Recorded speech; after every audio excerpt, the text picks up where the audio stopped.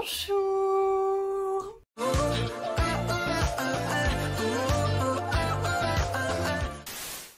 Aujourd'hui, je vous retrouve pour vous parler d'un drama coréen absolument incroyable. Et il s'agit évidemment de The Red Sleeve. Franchement, si je devais résumer ce drama en un seul mot, ce serait grandiose. Grandiose dans ses émotions, grandiose dans son histoire, grandiose dans ses acteurs, grandiose dans ses personnages, grandiose dans ses décors et costumes, parce qu'il faut savoir que depuis Empress Ki, je ne me souviens pas avoir eu des coups de cœur aussi gigantesques sur des tenues. Grandiose dans son OST, ses couleurs, ses éclairages, tout est grandiose. Bref, parlons d'une des meilleures productions coréennes de ces dernières années.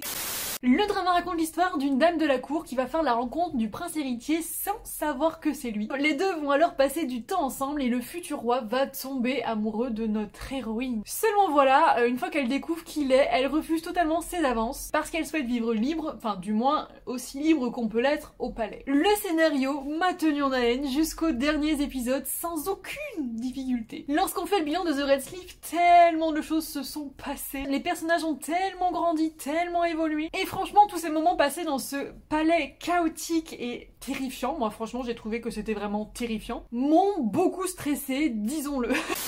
Lorsque je me rappelle l'insouciance de l'héroïne dans les premiers épisodes et ce qu'elle est à la fin du drama, je me dis nous avons tout un monde. Bref, franchement, je vous conseille de tout mon cœur The Red Sleeve si vous l'avez pas encore vu. C'est un drama historique qui clairement ne pourra pas vous laisser indifférent, va vous faire passer par énormément d'émotions, va vous faire rire, va vous faire pleurer. Franchement, je l'ai trouvé juste incroyable. J'étais très contente après The Long Ballad de passer sur un drama historique aussi bon parce que j'avais très peur justement de pas trouver de challenger en 2022. Et franchement, The Red Sleeve, c'est clairement une claque. Bref, si vous n'avez pas encore vu le drama, je vais vous laisser ici parce qu'on va développer un petit peu plus et je voudrais pas que vous soyez spoilés de tout ce qui va se passer dans le drama. Revenez ici une fois que vous avez terminé The Red Sleeve et moi je vous fais plein de bisous, je vous dis à très vite pour une prochaine vidéo. Salam et popo, bye bye.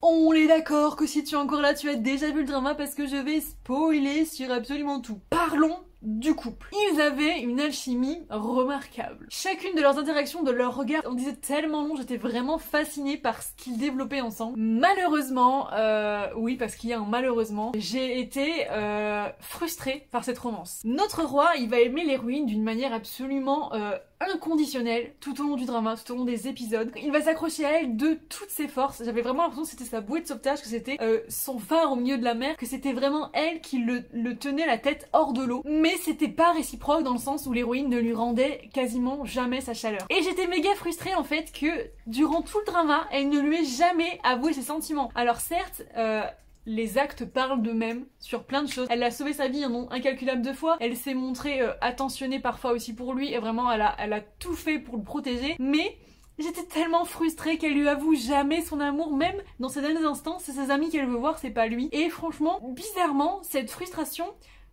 elle est positive. Alors c'est très bizarre, mais je sais pas comment me l'expliquer, mais le fait que cette romance ne soit pas aboutie comme j'aurais voulu qu'elle soit, fait que c'est hyper réaliste en fait. Et même si j'aurais voulu plus, même si j'aurais voulu qu'elle soit démonstrative avec lui, même si j'aurais voulu que son cœur à lui soit davantage comblé, et ben j'aime bien que ce soit comme ça aussi. C'est très bizarre, je sais pas trop comment me l'expliquer, mais j'ai l'impression que ce non-aboutissement de la romance donne son originalité à la romance. Je sais pas si vous avez ressenti comme ça aussi, mais voilà. Par contre, au niveau de la romance, j'ai quand même un petit bémol. Il y a San, à plusieurs moments, qui se montre à la limite de la violence avec l'héroïne. Ça m'a un peu perturbée. Il y a deux scènes de mémoire à la bibliothèque, une où il la prend par le cou comme ça et une où il l'embrasse de force. J'étais pas hyper enthousiaste, ne nous le cachons pas. C'est ce genre de scène que je déteste voir dans les dramas. Je peux pas cautionner ce genre de comportement et ça me faisait mal au cœur que San, qui est un personnage que j'ai profondément aimé, ait ce genre de comportement. Alors je sais c'est le roi, c'est lui qui décide tout, blablabla, mais voilà, moi je trouve ça dommage qu'on ait pris ce genre de décision. Alors oui, ça donne de l'intensité à l'histoire, certes, mais ça s'appelle de la violence quand même.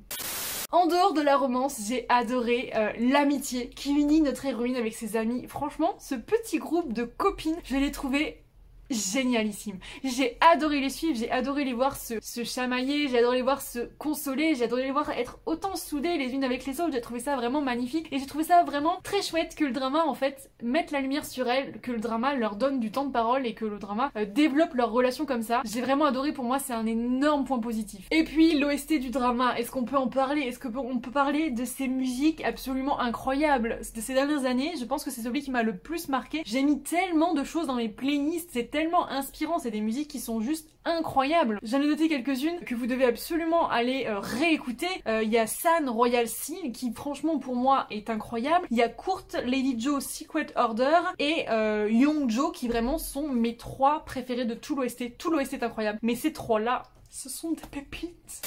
Bref, passons au personnage. Notre héroïne, je l'ai adorée, clairement. Dès les premiers épisodes, dès sa première apparition, elle dégage un truc hyper positif, elle a du peps, elle a de la niaque. C'est une fille qui brille par son indépendance, qui brille par...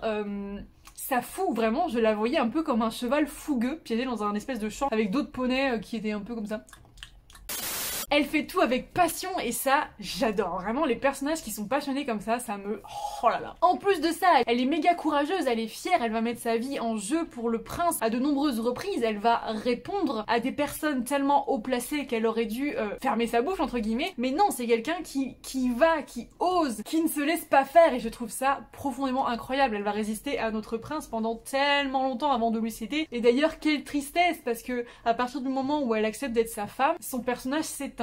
Enfin vraiment moi ça m'a bouleversé la scène. Je crois que c'est à l'épisode 16 où elle voit son ancien elle en fait partir avec ses amis et elle peut pas sortir du palais. Ah ça m'a... Ouh là là là là là, mon petit cœur il saignait. Notre héros, c'est un personnage qui tout simplement m'a brisé le cœur tout au long du drama. Il a une destinée tragique, c'est un personnage qui va souffrir tout du long. C'est un personnage qui a eu une enfance horrible, qui a eu un âge adulte horrible et qui en plus finit tout seul. Est-ce qu'on peut en parler? La prestation de l'acteur est absolument époustouflante. Il y a des scènes notamment avec son grand-père qui m'ont tellement bouleversée. L'acteur il transpire les émotions, c'est absolument incroyable. Dans ses yeux tu peux tout lire et franchement je l'avais déjà vu dans Just Between Lovers et je l'avais déjà adoré à ce moment-là, mais alors là franchement il est au sommet de son art. Le vieux roi c'est un personnage qui m'a fait très peur. C'est un personnage qui pour moi est ambivalent. Il est ambivalent dans le sens où c'est un méchant très intéressant parce qu'il est pas juste méchant pour être méchant, ou il est pas juste méchant tout court. Je sais pas si vous voyez ce que je veux dire, mais j'ai trouvé ça intéressant justement qu'on puisse voir une double facette chez lui. Il se montre violent, il se montre cruel, il se montre dur, froid, etc.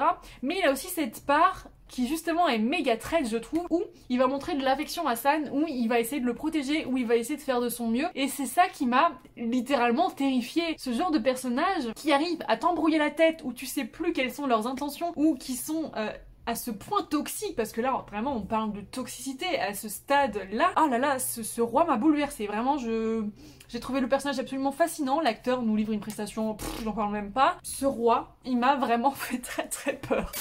Le secrétaire Hong aussi m'a fait très peur, c'est un personnage que j'ai jamais aimé, hein, que j'ai jamais réussi à prendre en pitié non plus, d'ailleurs juste à la fin peut-être. C'est un personnage qui est ambitieux, qui est hautain, qui se croit au-dessus de tout le monde, qui est absolument insupportable, qui va avoir des comportements absolument insupportables par rapport à San, par rapport à notre héroïne, et vraiment j'avais envie de le baffer. Mais voilà, c'est un personnage qui pour moi est très réussi, l'acteur nous interprète très bien tout ça, parce que quand il te fixe comme ça, t'es là...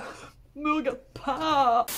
Et voilà, je voulais conclure sur les 2 derniers épisodes parce que je pense qu'on a besoin d'en parler. Je ne sais pas pour vous, mais moi, mon cœur s'est littéralement brisé. J'ai eu l'impression que le drama, il prenait mon cœur comme ça, là. Il était là. Voilà. Pour être honnête, je m'attendais pas à une fin aussi triste. Je savais pas trop à quoi m'attendre, je savais pas si on allait sortir une fin heureuse, une fin pleine d'espoir, etc. Mais alors, pas cette fin, les gars, vraiment pas cette fin. Quand leur fils meurt de la peste, j'étais là, mon Dieu, c'est tragique. Et je me disais... Faites qu'elle perde pas le bébé, mais en plus de ça, elle meurt aussi. Et San se retrouve tout seul. Et ce que j'ai trouvé magnifique, c'est qu'il va essayer de faire de son mieux, qu'il va réussir à rendre son royaume prospère, qu'il va réussir à réaliser toutes les envies qu'il avait eues par rapport à son peuple, qu'il va réussir à créer une paix dans son pays. Et il a courageusement accompli tout ça dans la peine et dans la solitude. Enfin vraiment, moi ça m'a bouleversée. C'est notre seul lot de consolation, notre seul truc qui nous dit bon...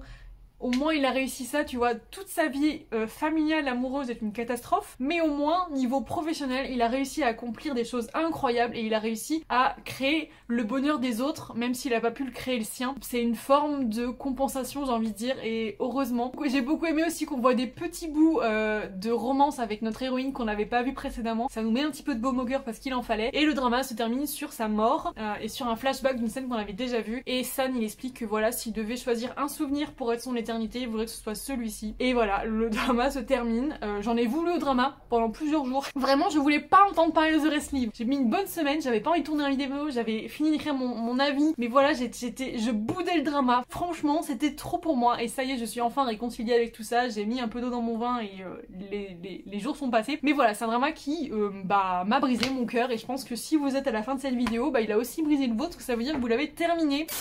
Donc voilà, je vous fais plein de bisous. Dites-moi ce que vous avez pensé du drama en détaillant toutes vos pensées, en vous lâchant en commentaire, mais surtout en mettant des attentions spoil, parce que s'il y a des commentaires qui divulguent par exemple la fin du drama sans attention spoil, je serais obligée de vous supprimer, ce serait fort dommage. Je vous dis à très vite pour une prochaine vidéo. Salagné, popo, bye bye.